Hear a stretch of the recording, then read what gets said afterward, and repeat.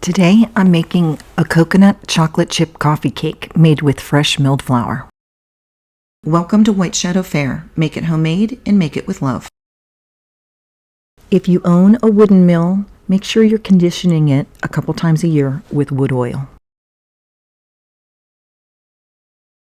I'm starting off with measuring out 200 grams of soft white wheat, or you could use spelt berries as well. Now remember, you're going to use soft wheat when you're making something that's really tender, like a cake, muffins, cookies. When you're making a yeasted bread, you're going to use a hard white or a hard red wheat. So I'm just going ahead and freshly milling my wheat berries. And I always like to mill just a little bit extra because I use that extra then to feed my sourdough starter. So anybody that has a sourdough starter, that's something that you might want to think about. Into a bowl, I'm adding a half a cup of softened butter and 3/4 of a cup of cane sugar. Now, if you don't have cane sugar, you could use white sugar, but cane sugar is just slightly less processed, so it has kind of a light brown color to it. And you're going to mix the sugar and butter for 2 minutes. Now, if your butter isn't soft enough, it's not going to mix very well. And as you can see, mine isn't quite soft enough. Even though I had it sitting out at room temperature, it's quite cold in my house. But don't worry about it. Once you add the other ingredients, it'll turn out just fine. So at our house, we have been fighting with the stomach flu. And 2 weeks later, we got the regular flu. So this was a nice treat to have when we could finally start eating food again. We both lost quite a bit of weight due to all this illness. And so we're kind of excited that we can eat a couple of things for a little while we put our weight back on. So you're going to add 2 room temperature eggs, add them one at a time and mix in. And as you can see, just by adding that extra liquid from the egg, everything worked out perfect. It didn't matter that it wasn't creaming correctly. If you haven't done so, please subscribe to my channel, give this video a like, and drop a comment down below. It would really help me out. Now you can see that the mixture is quite creamy looking, and it's time to add that second egg. Now I know a lot of people are just getting into milling fresh milled flour. And so one of the things that you need to do is you need to give yourself the grace, especially when you're new, to realize that you don't have to do it the same way as everybody else. And as you get into this process, you're going to realize that more and more. What works for me might not work for you. Maybe you don't have cane sugar at your house. It's not something you want to use. There is nothing wrong with that.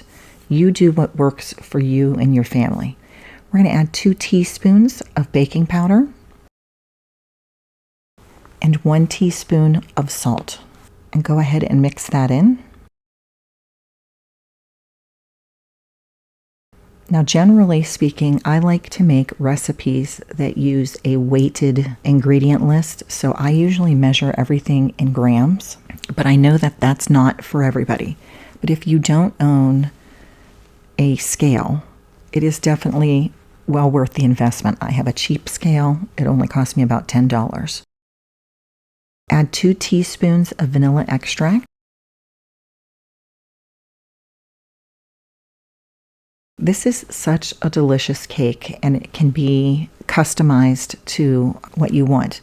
But I know that when we say coffee cake, I've heard other people say, but there isn't any coffee in it. Coffee cake is really just something that is slightly sweet. It doesn't have that really sweet icing on the top of it, and it's made to go along with a cup of coffee. 1 cup of shredded coconut. Now you can choose whether you are going to use a sweetened coconut or a non-sweetened coconut. I had sweetened coconut on hand, so that's what I used. At our house, we really love coconut. But if you don't like coconut, you could certainly leave it out of this recipe. This recipe allows you to use spelt flour if that's what you would like. But if you are new on this journey, then using soft white wheat is your best bet. I'm slowly adding in that fresh milled flour that I ground earlier. I just add in about 1/3 of it and give it a good mix. And from that point, I'm going to add my milk, and I need 1 cup of milk. Try to use room temperature ingredients. Even the milk should be sitting out for a while to get to room temperature. And I'm just going to add about 1/3 of the milk. So I'm going to go back and forth. And generally speaking, you are going to start with the flour and you are going to end with the flour. If you don't follow that rule, it's okay. But the reason that you're doing that is, especially at the end, you are making it so that the flour soaks up any of the excess liquid, and it helps to ensure a really tender crumb. Now, you don't want to over mix. If you mix too long, you could end up with a dense cake or one that is a little more tough. So you want to mix just to the point where the flour is incorporated. Now, one of the great things about making any baked good with fresh milled flour is all the extra fiber, nutrition, vitamins that you are getting. You just can't get that with store-bought flour. Even if you made this without fresh milled flour, it would be delicious, but the difference is all of the extra added benefits that you're getting using fresh milled flour. Just continuing to mix things in, and I'm being gentle. I'm not overly mixing. Once I see that there is no more flour left, I am done with the mixing at that point. Now at our house, we're trying to eat a lot less sugar. So we've noticed that things like cakes and cookies oftentimes taste way too sweet to us because our palates have changed as we're using less sugar in our daily life. So coffee cake, which is a lot less sweet than regular cake, is the perfect treat for us. I'm using a dark chocolate chip. That's what the recipe called for, and you need 3/4 of a cup of that. And I have 3/4 of a cup of chopped and toasted pecans. You're going to add about half of the chocolate chips and pecans. Obviously, that's optional. If you like pecans, you could add more.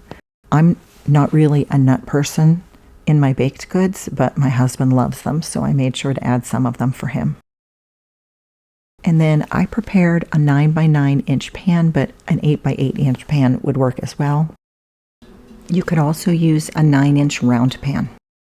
Pour your batter into the prepared pan. I parchment lined mine, and then I just put a little bit of spray on it. That's just what I have in my house. Once again, I know a lot of people don't like to use those sprays, and that's fine. You don't have to use that, but that's what I like to use.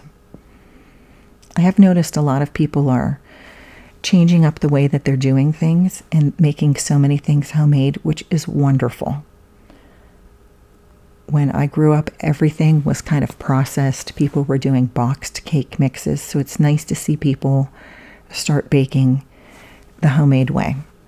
All right, we're going to sprinkle on the remaining pecans and chocolate chips and just kind of evenly distribute those over the top of your coffee cake. And after that is on the top of your coffee cake, you are going to add another 1/2 cup of the flaked coconut. Once again, choose whether you want to use a sweetened coconut or an unsweetened coconut. I'm using sweetened coconut. It's what I had on hand.